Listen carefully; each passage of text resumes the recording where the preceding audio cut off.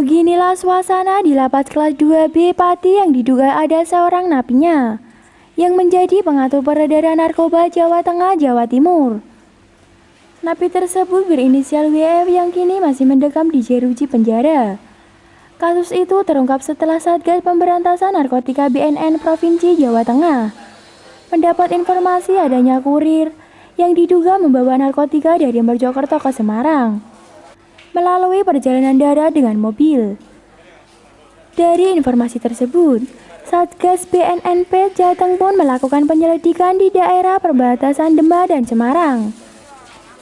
Hingga pada Minggu 16 Juni lalu sekitar pukul 12 waktu Indonesia Barat, petugas mencurigai sebuah mobil Daihatsu Sigra yang disinyalir digunakan oleh kurir pembawa narkotika tersebut.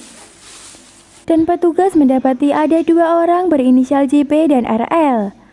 Saat digeledah, petugas berhasil menemukan bungkusan berisi serbuk kristal yang diduga narkotika, jenis sabu seberat kurang lebih 400 gram.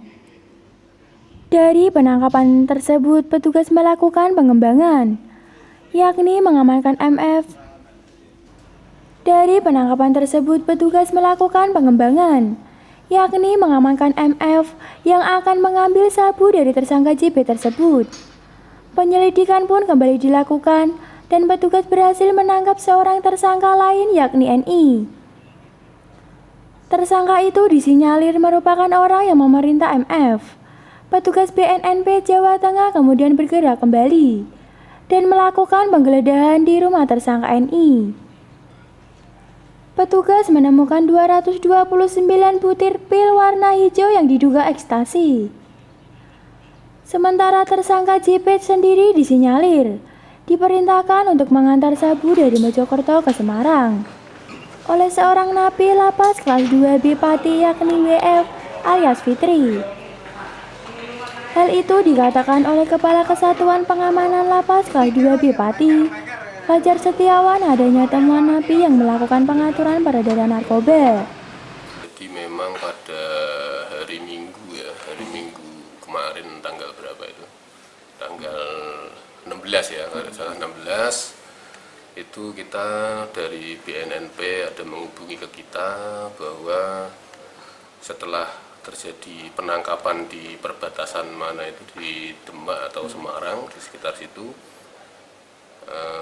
dengan barang bukti sabu setelah dikembangkan dari sana, akhirnya dari pihak BNNP menghubungi kita bahwa di dalam pengembangan itu melibatkan salah satu warga binaan yang ada di sini.